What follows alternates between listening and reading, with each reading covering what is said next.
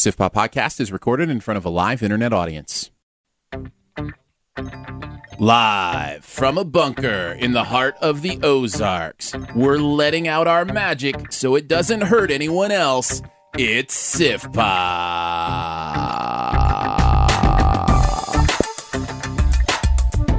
Welcome to Siftpop, streaming live on Mixlr every Friday or available to download later in your podcast feed. Unless, of course, you're a patron. Patrons get those perks! Patrons get those perks.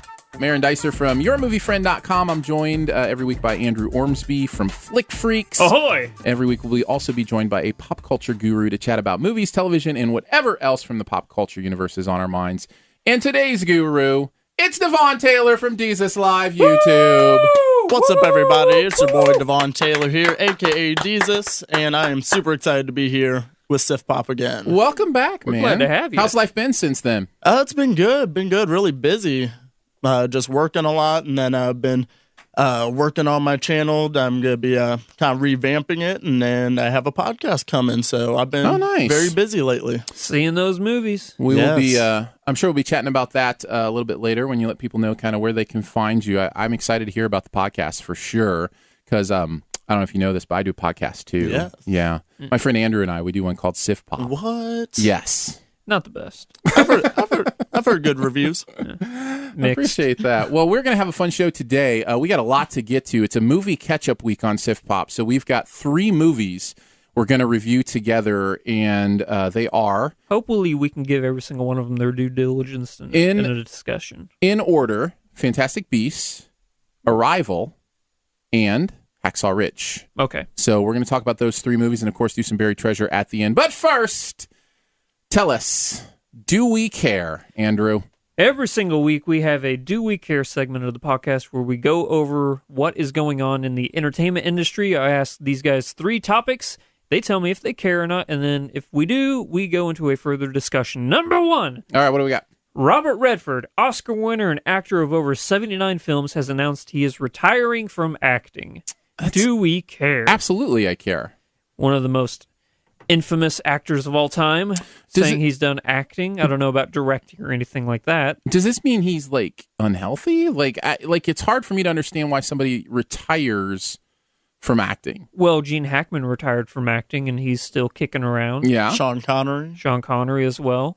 It just seems like if the right project comes along, they'll all be back in front of the camera. Yeah. Like, you know what I mean? Like, acting is something you can do till the day you die. Like, it doesn't seem like something you need to retire from. Yeah. So I guess my question is, why make an announcement like that? You know, I think that whenever you're an actor in the upper echelon, like Robert Redford or Sean Connery or Gene Hackman, that is noteworthy whenever you say that this is not going to happen anymore. Yeah. So I get why the announcement was made, and I'm a little upset by it because I think that he has some many, many more great performances. Like, I think the last one you and I saw him in was Pete's Dragon, and he was great in Pete's Dragon. Yeah, he was great in Pete's Dragon. And he did that, what was the movie where he was lost at sea? That was Redford, wasn't it? That was Redford, and the movie was not good. I loved that movie. I thought that movie was great. You didn't like it? At all. Why? I just didn't buy, or I bought into it. It was boring for me. Just because there was no dialogue? There was no script? Well, he's the only one in the movie. There is no dialogue because there's nobody for him to talk to. That's why I loved it. There was no volleyball or anything like that. But it just seemed like a what are they called? An instructive guide or like on how to survive at sea. Like I was listening to a public service announcement that just happened to star Robert Redford. If your sailboat breaks down, this is what you do. Like, except for he didn't say that stuff. He just acted it. I mean, he just did it. I know, and I wasn't a fan. But this is going to drive me crazy. It's not Man in the Sea or anything like that. It seems like it's Lost at Sea or something simple like that. Yeah, Lost at Sea. I think Lost at Sea. I mean, I can just do a search for Robert Redford movies. Yeah, Redford is a class act, and I think also, though, it's still a business, and this could be like maybe a marketing thing, because you never know. You say you're retiring, then that's going to get a little buzz about you. So yeah, I find retiring from acting to be an interesting proposition. It's not like Jordan, or an athlete who gets older and they they can't keep up. You can give amazing Somebody performances. said Jack Nicholson said he was technically retired before The Departed. So, oh, really? So yeah, so I think if the right project comes along, that you can still come back. He was also just in A Walk in the Woods like last year. Yeah. So, and that wasn't one of my favorites, but he's doing good work. Yeah. The Natural, by the way, my favorite Robert Redford movie. Butch Cassidy and Sundance There you Kid. go. Devon? Yeah, Butch Cassidy would be my favorite. I'm as well. outvoted. What's next? All right, Tom Holland, our newest Spider-Man, has been signed on for 6 Marvel films. Bravo! So we're not going to be switching up to a new Spider-Man every third movie now, it turns out. I mean, I think it's smart. You don't know. Garfield was signed for several more than he did, so... Was he? Oh, yeah. You can always stop making them, even if you have the actor signed on, but... Yeah. I think it's smart, and they also said the way it's broken out, it's 3 feature films and then 3 cameos. So it's like, they can be picky and choosy on how they use him. So, we don't get too much of them, but we still get, Spider-Man. Yeah. And the cameos in the Marvel films aren't really cameos either. They're... That could be an end credit scene, if anything. Yeah.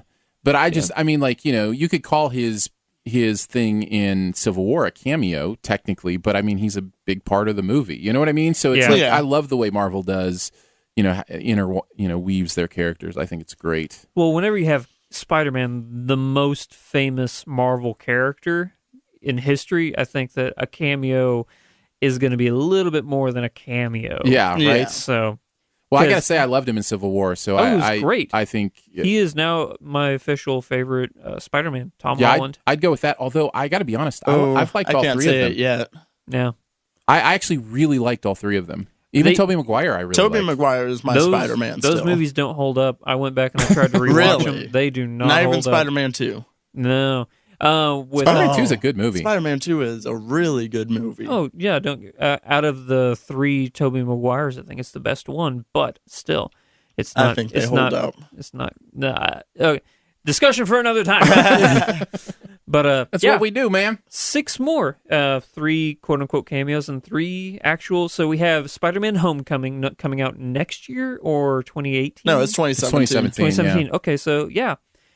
We're going to get to see what Tom Holland can do with a full-length feature film, if he can pull it off. And what Marvel can do being more involved in a Spider-Man movie now that Sony has teamed, back up with them. So it'll be interesting for sure. Exactly. And interesting news that I think it was either yesterday, apparently the Spider-Man Homecoming trailer will be in front of the Rogue One.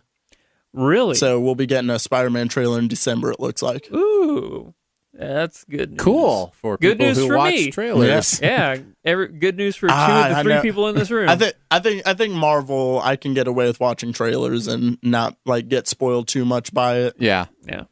Yep. Okay. All What right. else you got? Number 3, Hollywood has finally cast the actor who will be portraying Freddie Mercury in the biopic Bohemian Rhapsody. The actor under pressure is the star of USA's Mr. Robot, Rami Malek. Saw that. I see what you Perfect did there. choice. Yeah. I was very deeply saddened when Sacha Baron Cohen backed out of it, and would have been a great choice as well. he would have been so much like Freddie perfect. Mercury, and he can sing too, and that's what worries me. I don't know if Rami Malek can sing. Yeah, I know he's got the acting chops. He's incredible. I love Rami Malek, but can he sing, or are they gonna have somebody else sing for him? I'm sure they had him sing before they gave him the part, right? I'd I can't imagine. I'd assume, but either that or they'll have a vocal double or something. a dub on him. Queen is one of my favorite bands of all time, and Freddie Mercury is one of the most amazing people in history for me. One of my favorite historical figures. One of my friends that I've met through my radio gig was a singer for a Christian band called Down Here. His name's Mark Martell, and he had a video blow up online a couple years ago with him doing one of the Queen songs for the Queen He sings lead now for Queen Extravaganza Band, the tribute band. And he got 20 million views or whatever because he sounds just like... It was just based on vocal ability and prowess. he would be playing Freddie Mercury in this movie. But I'm sure there's I'm sure there's he kind of looks like it. I mean, he has in order to sound that much like somebody, you kind of have to have the same facial structure because of the way you make noises. Yeah. But I just don't know that he's a great actor. So you kind of have to have a combination. Hey, of shout him out. He can dub for Rami Malek. There we go. There you go. Solution. He can do the voice. Get dub. on it, Hollywood. Yeah, I highly encourage you to check out any of Mark Martell's Queen videos because he's incredible. Well, I'm going to do it. At imitating Freddie. So is that what you got for Do We Care? Those were and we cared about every single one of them, it turns out. We did. All right. Good news week. Woo. There's a lot of stuff coming out. I mean, I think the motion picture industry is excited to get to 2017 because 2016 has been a really down year for movies. Yeah, I think all the big blockbusters, especially like the DC ones, they just did not deliver. Yeah, so it's been a fantastic year for indies, though. Mm-hmm. So, and that evens it back out for me for this year. So I wouldn't say it's a particularly great year, but it hasn't been a down year either because the indies have been, and the horror movies this year have been just blowing me away. That's true. And the year is always backloaded with amazing movies because of the award season. This is the juicy time right now. Yeah, exactly. Which brings us to some movie review catch-up, and we will start with Fantastic Beasts and Where to Find Them. You've known for 24 hours that an unregistered wizard set magical beasts loose in New York? Yes. Where is this man?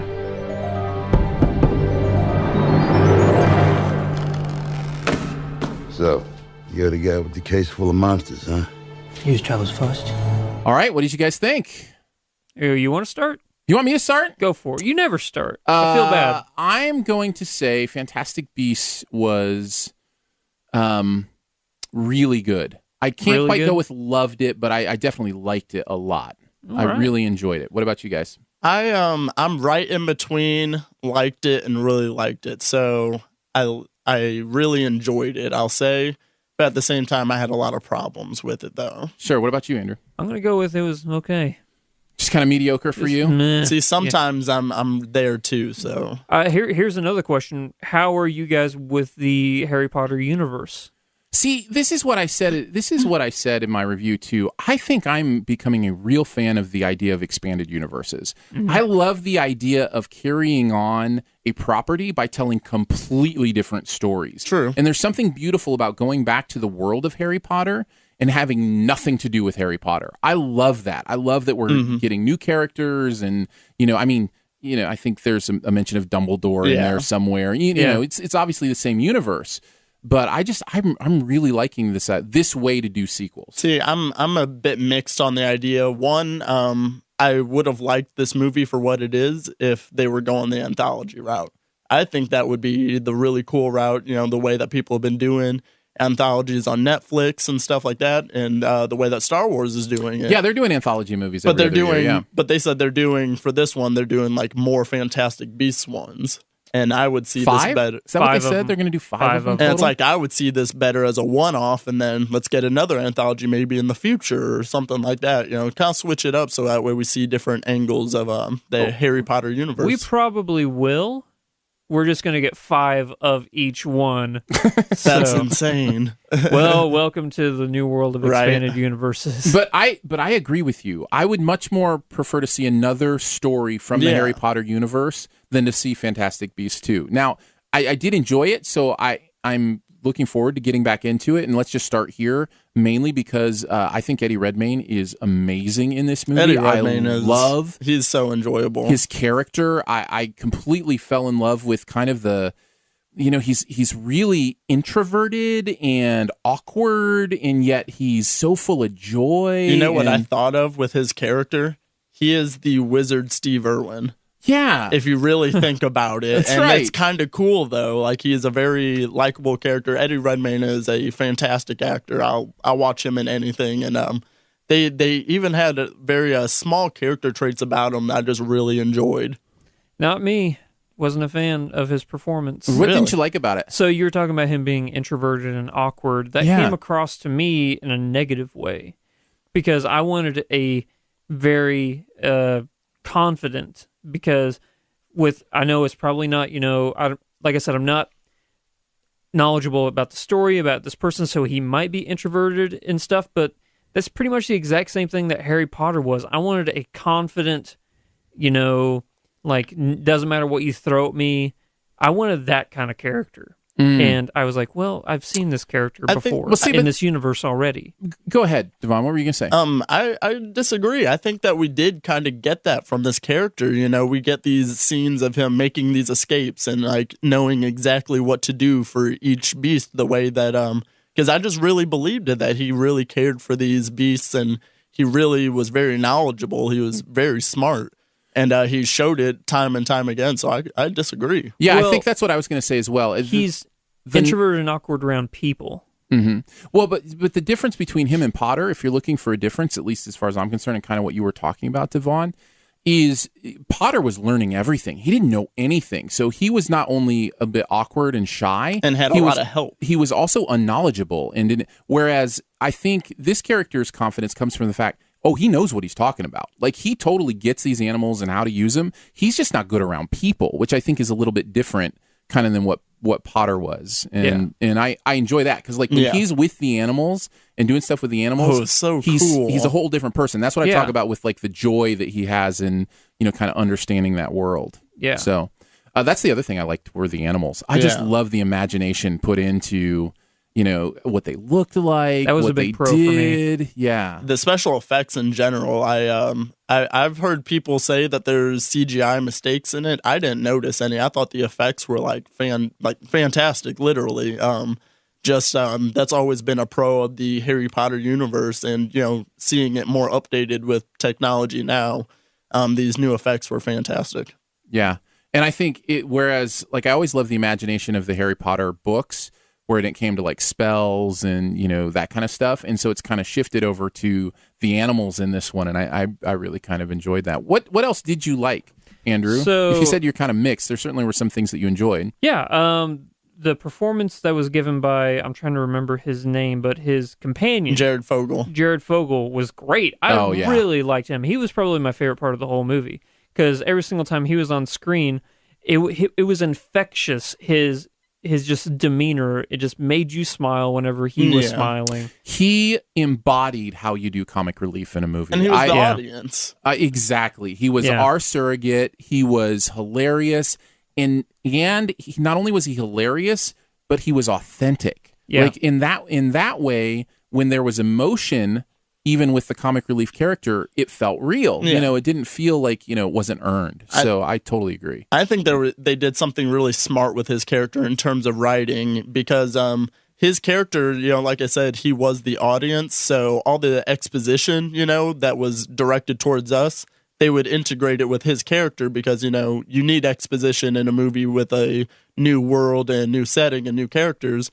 But there's a boring way to do exposition, and then there's an entertaining way, and they did it in a very comedic, entertaining way. I thought so as well. Well, we can go ahead and get into the negatives a little bit. And Devon, unless you have anything else you wanted to say on the positive side. No, I'm ready to complain about it a little bit too.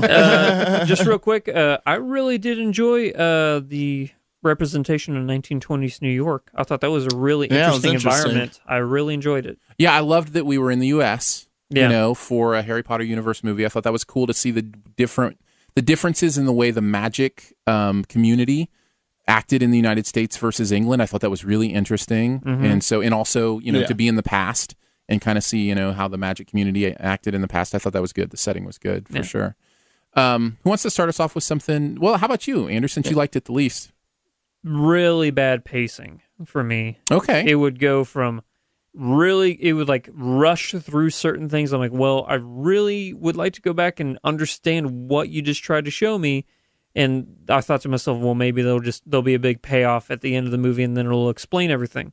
And for me, it didn't. And then there were really low lows where it's like, oh man, this movie's just kind of dragging on. And then there was no like smooth transition back to the high pace. It would just hit you again really quick. Well, you can't have a movie about fantastic beasts without a little bit of dragon. Oh, my God. Oh, yeah. That just happened. I quit. That was a Clear good the one. room. That was a good one. What were you going to say, Devon? I agree. And a comparison that I'll use for this on kind of the pacing issue is, take the Star Wars The Force Awakens. It had this task of, bringing the nostalgia but introducing new things. I think they balance that perfectly. With Fantastic Beasts, you kind of have the same thing. You got to reintroduce people into the Harry Potter universe, but at the same time, give us some new stuff. And sometimes they would kind of lack in one department or the other. So I can see the pacing issues as well. I don't know that I felt it like you, but when you're talking about it, I do understand that. I can kind of remember that. I didn't feel it during the movie, I think, because I was more in awe of, a lot of the imagination, the those spectacle, kind of things, the spectacle of it. I didn't Which feel didn't it quite make as up much. for it. I felt like, at least for me, it did. My main thing, I felt like, and this is kind of a small one because I actually really love the themes and message of this movie. There's a beautiful, I think, message here about, not hiding who you are. Mm-hmm. But I felt like the metaphors in this movie were a bit on the nose. Like the characters over-explained them. They made sure we understand, okay, we're kind of talking about wizards here, but we're also talking about other things. The social justice overhandedness in this movie was really laid on heavy. That's one thing I felt. And again, I like the themes, I like the messages, and I don't mind a good metaphor, but you have to let the audience figure that stuff out instead of spoon-feeding it to them, in my opinion. And I felt like it was a little bit of spoon-fed in that way. Yeah. At the same time, that's one of my biggest issues is they kind of would gloss over, certain things that they were introducing because they kind of take for granted, like, people are watching Harry Potter, so we're going to be like, oh, this is still somewhat familiar, so here's this, and you kind of have to just take it and be like, okay, sure. And my biggest thing was, I guess this might be more spoiler talk later, but the main monster of the movie. Mm-hmm. Mm-hmm. Yeah, I forget what the name of it is. I can see that as well. What else?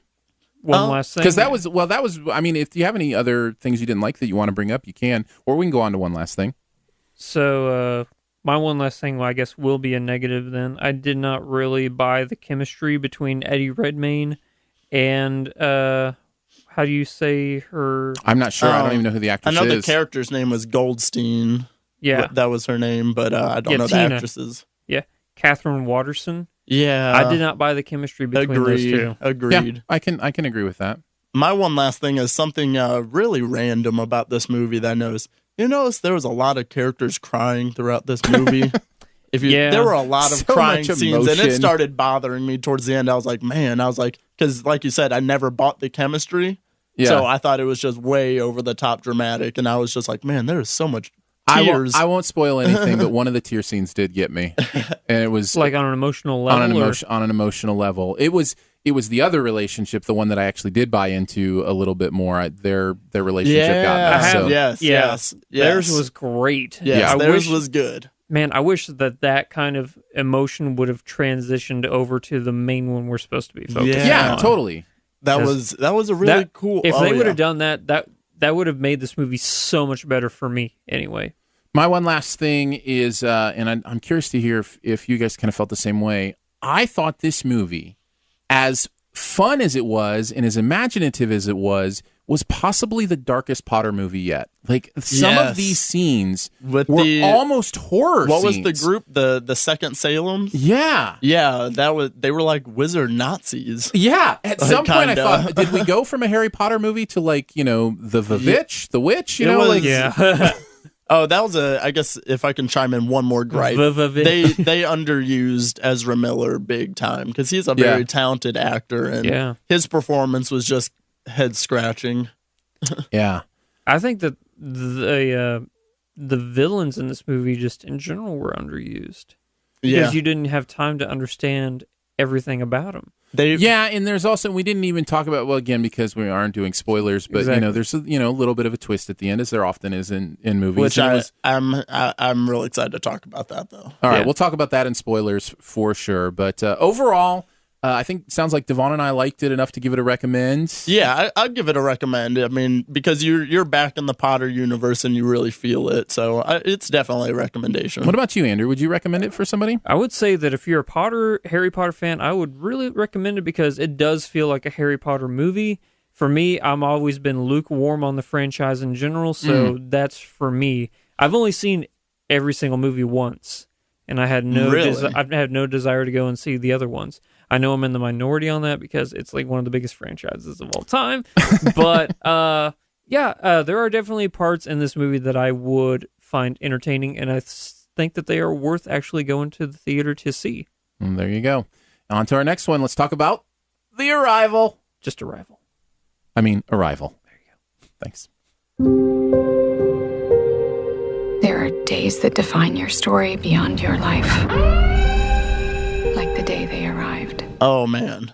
I'm real excited to talk this movie. Well, let's dig in. This is the one I'm the most excited to talk about. Let's dig in. I'm just going to go straight out and say it. This is as much of a love it as I've had this year. I loved this movie. Yeah. Loved this movie. It's so good. Not only did I really like it, not only did I love it, not only did I really love it, it is now my number one movie of the year, and it has broke my top 100 movies of all time. Ooh. Yeah. It is my favorite movie of the year so far as well. What makes this movie so good? Denis Villeneuve. Yes. Yeah, for real. Villeneuve. Villeneuve. Villeneuve? Yeah. Villeneuve. Because Villeneuve. I don't know. Yeah. I tried. I think I'm on the lowest end of loved it, but I did still love it. This is my number 3 of the year. Still That's a 5-star. not shabby. That's not shabby. I do have some nitpicks in there, but man, this is one of those movies. It's the reason you go to the movies. I agree. Having I those totally reactions agree. in the theaters with people and you felt it. Oh my goodness, it's so good. I totally agree. This is the movie. This is the kind of movie, because of the way it's put together, the way it trusts the audience, the ideas that it's dealing with, all of that stuff together is just the kind of movie that hits me in like the perfect sweet spot, because my brain is always engaged by something. There's There's a moment, and we'll have to talk about it in spoilers. Oh my goodness, there's so much we can't say until spoilers about this movie. But there's a moment in this movie that I managed to avoid the trailer for this movie because I wanted to keep my expectations even. I didn't want the hype monster to get me. I didn't want to be disappointed. At one point in the movie, I started to doubt it. I was like, I think I might be doubting the hype. And then, bam, it hit me and things started clicking. And it was so satisfying. The most satisfying third act of a movie I've seen this year. Yeah. Well, let's see if we can, because I actually think this may be our shortest review in the podcast, because really, in order to really talk about this movie, have to talk we spoilers. have to go into spoilers to talk about the reasons we loved it so much. But are there things we can talk about outside of spoilers about why we loved it? I can give an overall outlook on it. So I think that the big thing that you can take away from this movie is that the main theme of it is understanding. Mm-hmm. Exactly. Understanding one another, and the differences between each other as humans are not all that different. And whenever you realize that, you can come together to do some phenomenal things. There was a podcast that came out last year. It wasn't a talking head podcast like this. It was an actual audio theatrical podcast. It was called The Message. Right. Really, really similar to this movie. The basic synopsis is a group of people, and this is for The Message, not Arrival, but a group of people are tasked with deciphering a message that was given to them by extraterrestrials, and they have to find out what the message is trying to tell them. And whenever they get together, you find out how people break down language, how people break down mannerisms and stuff like that to try and find out the true meaning behind what somebody's trying to convey. A lot of that is transferred over into this movie Arrival, and man, is it just made that much more powerful whenever you actually have a visual aspect to it as well.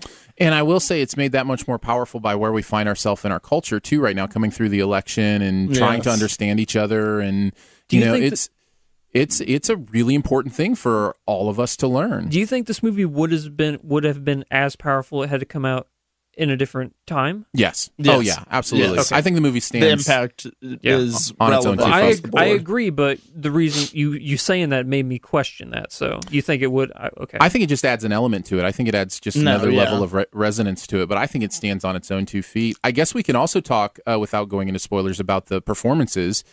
Specifically, Amy Adams killed it. Who carries this movie. I think that she has an award coming her way for this movie. I can't imagine so. she won't be nominated at least. I feel like Amy Adams she's one of those forgotten actresses, because everybody talks about the Charlize Therons, the Emily Blunts. It's like Amy Adams is consistently so good in everything she does. Well, I don't think that she's forgotten, because every single time that a big movie comes out for her, she's always nominated. I think that she's of the greatest actresses in Hollywood. Oh, definitely. And yeah, I was really impressed by her performance, and not just her performance, but the type of job she's given in this movie is not a type of job that a lot of women are given. in film. And I was so glad to see a woman be front and center and carry a movie like this. I thought she handled it wonderfully. I thought it was great. Yeah, that's how I feel. I feel like her performance is by far the strongest. I mean, and I'd say acting-wise, she's the only one that stands out for me. Like Forrest Whitaker does, what he usually does. Jeremy Renner. He was does actually a cool negative part too. for me. Renner? Yeah. You didn't like Renner? Whitaker. No, Whitaker. Renner's a negative part for me, but Amy Adams, like you said, she was front and center. She carried this movie, and what she had to do emotionally, for the twists and turns of this movie is just, like you said, not something that every actress can do. Yeah. Totally agree. And I gave the movie a 9.6 out of 10. It's the closest I've given to a 10 this year. I gave it an A. Yeah. So I gave it a 9.2. 9.2, yeah. Honestly, there's only a couple movies I see in the future that are coming out this year that could potentially knock this off. Maybe only La La one. Land. La La Land is the only movie I can think of I really that hope has so. the potential to knock off Arrival for me. It's the number one. But But you know what the beauty is? You don't know that. You I don't know that. until you watch it. Like, would you have said that about Arrival? Would you? I told you that it was my most anticipated movie of the year, Yeah. Arrival, and that I was super But excited. you wouldn't have known for sure that it was going to be your number one. No, not at all. Right, Not yeah. at all. Yeah, I the other thing I guess I can say without spoiling is I think I really have a lot of respect for a movie that takes a fresh approach to science fiction. And we've seen things like this. I think Contact is a great example of, a movie that tried to do this, didn't do it quite as well Or as Close Arrival. Encounters. Yeah, or Close Encounters is another great example. Movies have done this before, but what I mean by that, by fresh, is everything in this movie was thought through seemingly completely, because I felt like I walked away understanding the reality of that world. Yes. They didn't yada yada much. No. They were brave enough and courageous enough to say, okay, to show you how things work, in that universe. It's a testament to the directing of Villeneuve in this movie, because he is in this movie. This is kind of one of those movies where the director is almost the star of the movie as well. And if you've seen most of his other movies, this is easily his most hopeful movie. But then it's also a hopeful movie. Yeah. But it's also very hopeful for alien movies too, because usually you have the negative connotation. We'll get more into that spoiler territory, but it's just a very the freshness of it, the approach they took. This may be really risky to say, but I think besides Star Wars, this is the greatest movie that has aliens in it. Wow, that's a lot I'll of movies. agree with that. I really I'll think. agree. Can you think of anything? I would need some more time, but it's definitely a great movie. Yeah. Like, I think it's better than District 9, which a lot of people say is, like, besides Star Wars, the greatest. What about DreamWorks' animated hit Monsters vs. Aliens? That's not up there for you? Man, I forgot. It has James Bond and Han Solo. Let's save the rest for spoilers. There's a lot more to talk about, but Okay. we'll save it for the spoiler cast, which will follow this podcast in your podcast feed, which means we're moving on to Hacksaw Ridge. Yeah. I always dreamed about being a doctor, but didn't get much school. I can't stay here while all them go fight for me. But you figure this war is just going to fit in with your ideas? While everybody else is taking life, I'm gonna be saving it. That's gonna be my way to serve. So Mel Gibson's back. Yeah. Yeah, he is. Here's how you know a Mel Gibson movie. Okay. Moral fortitude. A hero who is willing to sacrifice their life. Yeah. And lots and lots of blood. Lots of blood. That's pretty much what you got. You got a Mel Gibson movie, and this movie is no different. A true story about a guy named, Doss? Yeah. Yeah. Private Dawson. Yeah. Desmond Doss. Yeah, Desmond Doss. There we go. Desmond Doss went to war as a pacifist, Conscientious objector. and I should say conscientious objector, but yet went to war, but said he would never hold a gun and was a medic on the field and saved, I think, 75 people by himself. An incredible true story. And I guess I'll just start and say, I really liked this. I think I might even say I loved this movie. Mel Gibson is just such a great filmmaker. And I thought it was incredible. Yeah. I really liked it. We were talking in pre-show. I'm not a big war movie guy, but this movie it's a character study, and kind of like Andrew, you said about Full Metal Jacket, how it's two different movies. This movie is almost two different movies. You have the story of Doss and the boot camp half, and then you have the actual war half. And and regardless how you feel about Mel Gibson as a person, you gotta respect him as a director. The guy knows how to make movies. And I think Garfield has an outside shot at getting a nomination for it. I loved his performance in this. This is one of the most well acted across the board for me. Vince Vaughn was in a very good performance. Luke Bracey, a really good performance. If you see a nomination for, and we haven't even gotten to Andrew's overall take yet. No, I'm between liked it and really liked it. Okay, good. The father in this movie, his performance. Yes, I don't know the actor's name. Mr. Anderson. That's Agent Smith. That's Hugo Weaving. There we You go. know how amazing his performance was? I just realized that's Hugo Weaving. It's I so did good. not really? even, like I was So good. I mean, of course, when I'm watching it, I could have probably picked that out. But in hindsight, I'm like, no, it's just such Hugo a. Weaving, Mr. He's one Agent of the Smith. he's one of the most underrated actors that I can think of, because I really started thinking about his filmography. Like, he's done some amazing work, and this is V for easily his Vendetta. best.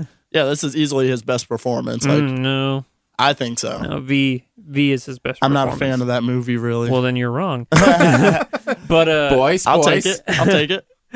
No, I'm joking. But so positives for me, I would say that it took a while for this movie to get going for me. I agree but with that. Once, That's my one negative, by the way. because once it actually gets to the actual war, that's when I actually felt this is the Mel Gibson that I know. Mm-hmm. And it makes me sad, and it kind of sounds like a negative now that I'm saying it, but he doesn't know how to film a love story. I would disagree with that. I just think he didn't knows how buy to it. film a certain type of love story that maybe doesn't appeal to you. It seemed really cheesy. Yes, and yes. it just It's, unbelievable. It's what's it? The name slipped me when something's over the top. Melodramatic. Campy? Oh, melodramatic. It's when you look at Braveheart, the love story in that is uber cheesy and melodramatic, True. and that's how. But there's something kind of beautiful about that if you can see it through his lens, kind of the picture that he's painting. But I agree with you. I understand what you're saying. For me, it felt like the movie was directed by two different people. Like once it actually got to the war, and like the movie took like the darkest turn I've ever seen a movie take, and it was so brutal and realistic. That felt like a Mel Gibson movie to me. When it was the other stuff, I'm like, I don't know who directed this. It's not the same person. I had a pacing issue as well, but in different spots. Like me personally, like I said, with character studies, I'll watch a long movie. Like, I feel like they could have added another 30 minutes to this movie. I would have watched a 2.5 hour movie of this, because I feel like they started giving you just enough about his childhood, seeing him and his brother and his dad, and then you get the love story, which I feel like they could have went into a little bit more. Teresa Palmer and what scene she was in, she was really good. Yeah. I felt like we could have got a little bit more of that. Like, I would have watched another 30 minutes of this movie, because it slows down a little bit for me when they first get to the war, because there's a good 20, 25 minutes without Doss in it, and that took a lull, and then once he comes back in, the movie picks back up and finishes really strong. My pacing stuff was more towards the beginning, kind of getting to the action. However, I say that, and I don't know what I would have taken out, because some of that, the love story stuff, is essential for Doss's character. Yeah. Like his kind of bright-eyed, naive, way to look at the world. And the growing up stuff is certainly essential for the emotion of some of the things that happen later on, and with his father and understanding that dynamic and who they are. So I don't know what I would have taken out, but maybe there's a way to kind of tighten it up a little more. I wouldn't have taken anything out. I would just added to it. Is it the like training? I would have watched a little bit more. I like the boot camp scenes as well. Yeah, I liked the boot camp stuff too. I really like the boot camp stuff. I think it was him and Teresa. Like, their chemistry together was great. I just don't think it was really well written. It kind of had that old, 1940s mentality, which, it's supposed to. Falling in love at first sight. And just kind of, I'm going to marry this girl, I'm like, I think that's what, because we can't relate to that, because we weren't around during that time whenever that's how things actually happened. Now, maybe it is because I'm the oldest in here, but that's actually how my relationship with my wife happened. So I'm going to marry that girl? In fact, did you even have that accent? The day I met her, I put on a Southern drawl, and I went to my mom, and except for the Southern drawl, this is actually true. I went to my mom and I said, that's the kind of girl I want to marry someday. I was in 7th grade. And we ended up getting married. So she was your middle school or high school sweetheart? We didn't start dating till my junior year of high school. Oh. Wow. But yeah, I always thought she was awesome. She had a boyfriend from, like 8th grade to, her her. So I and then he went off to war. I had other girlfriend placeholders until she had finally broken up with him. 320 letters every day. Yeah. So maybe that kind of stuff, resonates with me a little deeper, a little better, because I know that can happen. I know that that's real for some people. As you know, Andrew doesn't believe in love. No, I think it resonates. I just watched Good Will Hunting for the first time the other day, and I got to see about a girl. Yeah. So I can believe it. Yeah, it's got to be that southern draw. But he was from Boston. That's true. That's not southern at all. What else did I want to talk a little more about Garfield's performance if I can, because I think it has a high level of difficulty. Yeah. Because he's kind of half Gomer Pyle and half William Wallace. You know what I mean? There's this weird Gomer Wallace. It's a very complex performance for sure. And then, and most of it in the second half was a lot of physical acting, Mm-hmm. It's just him and his actions, his facial expressions, the please God, let me get one more. That got me. Andrew really brought it in this film. I loved him in 99 Homes last year. I don't know if either one of you guys caught that. No. But, no, I loved 99 Homes. I thought that was Garfield great. is fantastic. So, yeah, and this movie, like I said, it rests on his back, and in the scenes that he wasn't in, that's when it started to slow down for me a little bit. Yeah. I don't really have any other negatives other than the pacing felt a little slow to me at the beginning, but what about you guys? Do you have anything else that stood out to you? I like the fact that there are only 2 American actors in this movie. The rest of them are Australian. I thought that was interesting. And all their accents held up. Yeah, and that's what I was going to say. Would you have known that Vince Vaughn and Andrew Garfield, technically he was born in LA, but he was raised in England. So they're the only 2 quote-unquote Americans. Every single other person in this movie is Australian. So I would have never have known that. All the accents and stuff, I thought they did a really well job. One shout out I want to give is for Vince Vaughn for his introductory scene when he comes in the bunker. That is one of my favorite scenes in a movie that I can think of in the past 10 years. It's such a good introduction to a character. He's so good. Because every war movie has to have that classic, stern drill sergeant scene. And he brought it. It was so funny. Yeah, but he didn't lose his sense of humor. He didn't lose what even makes him Vince Vaughn. Even in the field, he was still cracking jokes, with a bullet wound in his leg. Yeah. This is probably one of the best Vince Vaughn performances I've seen in a really long time, if not the best Vince Vaughn performance. This is a movie I feel like the Oscars needs to add a best ensemble category, because I feel like just all across the board, this is so solidly acted for me. That's a great point. We actually have, for Critics' Choice, we have a best ensemble category, and so I'll definitely be thinking of this one when we're doing our nominations and stuff, because you're absolutely right. There's so many good performances in this. Very strong. Yeah. Hugo Weaving, man. Yeah, wow. So good. Yeah. Anything else? One more thing? I'm fine. I'm good. I got about everything out. I'm glad to see Mel Gibson back. I guess that's my one more thing. I'm just, I'm glad it's been a hot minute since he's I hear directed. Bloodfather is really good. Have either one of you guys seen it? Not the best. Not the best? Not the best. I don't what are you talking about? It's a Mel Gibson It's an action movie, right? Yeah. But him trying to save his daughter from cartels. So, like the movie Ransom? Yeah, except Mel Gibson was in it, and you know the crazy Mel Gibson that we've all heard of. Put that crazy Mel Gibson in a movie with a gun against some drug cartels. Is it a movie that came out this year? What? Yeah, it came out this past year. Huh? I totally missed that. Yeah, you didn't miss much.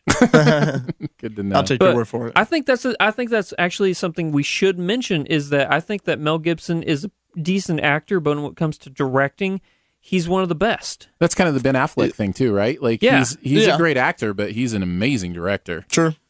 You know, and I think that's great. I love it that people can kind of find their niche that way, and because the same guy who acted in Lethal Weapon is the same guy who directed Braveheart.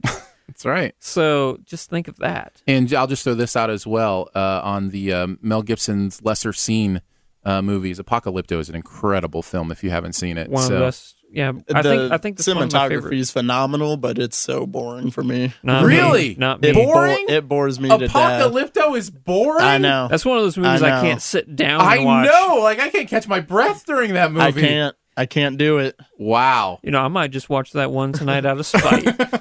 we should watch it together and do a commentary. Yeah. There you go. There you go. Because technically, you could talk over that movie. It's all subtitled. That's right. That's the other thing I appreciate about Mel Gibson is his commitment to authenticity. You know, When it comes to language and yeah, stuff. like Passion of the Christ was the same way. You know, and it was all in Aramaic, and I mean, that's pretty cool stuff. So yeah, I think this is a definite recommend for me if you can handle the war gore, which is there.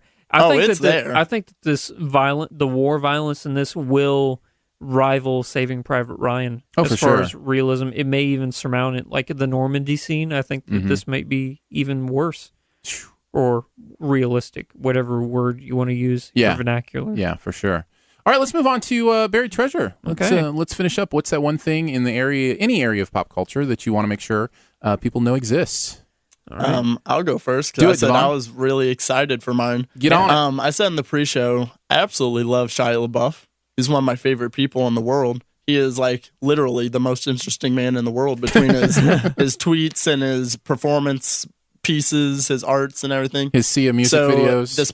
This past week, he was on Sway in the Morning. It's a hip hop radio show. Okay. And Shia LaBeouf stopped by to do 5 Fingers of Death, and they give them 5 beats to freestyle over. And Shia LaBeouf freestyles, and people lost their minds. Do you blow minds? It's such a good video. Shia LaBeouf, if you're a fan or you just need to put a smile on your face today, watch this video. Don't want to say I'll tweet much about more than it. that. Don't say much more than that. I won't. I'll tweet about it. Very nice. What about you, Andrew? So I had to wait until 2 a.m. to actually get mine. It's one of my most anticipated series that was released last night on Amazon, and that is The Grand Tour. Since Jeremy Clarkson, Richard Hammond, and James May all left the BBC because Top Gear is no longer their baby, right? They had moved to Amazon for their new car series called The Grand Tour. It's great, and I think Amazon said that they've spent more money on this series than they have for anything else ever. Wow. And you can definitely tell the production value is what the BBC always dreamed they could do with Top Gear, and now they're actually making it a reality. Everything is in 4K. They only used 4K cameras to film everything, so it's so beautiful and crisp, and then the CGI, whenever they're like, here's the internals of the car, and then they'll like dive into it's not like campy TV, it looks so incredible. And I think the chemistry between those 3 guys is the funniest thing. There are parts where it does feel like Top Gear, and then there are other parts where it feels like something new and fresh. I love it. Cool. Only one episode out right now, but I can definitely tell it's going to be. And you stayed great. up till 2 o'clock in the morning to make sure you saw it. And then it's an hour and 15-minute show, so I went to bed about 4. Nice. So, yep, that's how I roll. Living the life of a pop culture junkie. Yeah. Right? Sleep doesn't matter. Nah, sleep is for the weak. What's that? Aaron. Mine is a movie I just saw recently, but because we probably won't review it on this, I did want to make sure that people are aware how good it is. The Edge of 17. You both? Oh no, only you saw it. So. Yeah, Caught me by surprise. Man, is this movie good? I'm really excited. I remember I didn't like the trailer for it. I'm glad it's good. It is a rated R teen drama comedy. And what's interesting about that is usually you would think more like raunch-com when you get a rated R comedy, like The Neighbors or that kind of stuff. It's not raunch-com. It's just realistic language from these teenagers. It's just real for their lives. And Haley Steinfeld is mind-blowing in this movie. She's hilarious. Yeah. And she's also very moving. I was not ready for how moving this movie was. I really had a good time. The vibe I got from the trailers was kind of a Juno mixed with Fast Times at Ridgemont High. This movie is so much better than Juno. Now, I didn't like Juno as much as I love Juno. As I much like as Juno. most people. I don't love it. I like it though. Yeah, I'm more in that camp. Like I kind of like Juno, but I thought this was much better because the dialogue, even though it's clever and interesting, it feels like it could have actually come out of the mouths of teenagers. You know what I mean? Like it doesn't. Just like very Juno, modern. Juno doesn't feel real to me at all. Like nobody speaks like that. It's kind of the thing that people say about Sorkin movies sometimes. Like nobody actually talks like that. That's true. But what's funny is I don't have that same complaint with Sorkin movies. I just kind of buy into it. But I do too. It's an alternate reality. Yeah, exactly. But I felt like this felt more authentic and more real to me. And some of the stuff that I've never seen a brother-sister relationship in a movie done this well. Really? I it's love the guy that plays the brother, Blake Jenner. Yeah. Yeah. I think you're right that's on his that. name. Yeah. So anyway, I just want to throw that out there. Again, it is rated R. Just, understand you're not going into like 10 Things I Hate About You or something, but it's, it's definitely a moving film. So well, I am super excited to see it, and I know Devon is as well. Yeah, I'm going to go see it on Monday. Glad to hear good things. Thanks so much for joining us today. Siftpop is part of the Studio DNA podcast network. You can find out more about other live and later shows on the network by following the feed at mixlr.com/studiodna. That's mixlr.com/studiodna. Huge thanks to today's guru, Devon. Woo! Thanks for having Live me back YouTube. again. Yeah. Give us some plugs. Where can people find what you're doing? I got a lot of stuff coming. I've been, like I said, I've been revamping my YouTube channel. My YouTube channel is Deezus12. I talk movies, but also do just some other random shenanigans, some rant videos, lots of stuff going on. But the latest, I'll be adding a podcast. My podcast will be debuting on Monday. It's called Deezus Take the Wheel. And I will be talking with guests, and we'll be just talking about how movies integrate into our life. We'll kind of pick a movie or a topic, and it'll be a lot of fun. Did you get Carrie Underwood to do the theme song for the podcast? Oh no, Okay, no! that would've been amazing. I'm in a rights battle for that one. Okay, there you go. Nice. But I think I'm gonna win this one. Good. Very nice. What about you, Andrew? You got anything you want to let people know about happening over at Flick Freaks? We just passed 30,000 subscribers. Bravo. Well done, my friend. I'm really happy about Congrats. that. We're working on something. It may change everything that we've done on our channel, but it is really far in the crock pot right now, as you would say. So whenever that happens, It's brewing. it's a brewing. I will definitely let everybody know. But yeah, head over to YouTube, every single social media and YouTube at /Flick Freaks. Between the two of us, Andrew and I have over 30,000 subscribers on YouTube. Yeah. Actually, we have over 31,000. That's right, There we you do. go. Yeah. That's right, we do. Much love and gratitude, by the way, to our Patreon supporters for giving monthly to make this show and others on the network possible. We couldn't do it without you. Support starts at $3 a month. Comes with some pretty fun perks, including the exclusive pre-show where today we did our best ever challenge on war movies. So if you want to hear that, that's available for our supporters in your own exclusive podcast feed that comes straight to you. You can find out more information at patreon.com/studiodna. Also, please rate and comment at your podcast player of preference, especially if it's iTunes. They use that information to promote the show, and it would be a huge boost if you could leave a comment. If there's anything else you want to say to us, any ideas for the show, any feedback, feel free to email us at feedback@siftpop.com.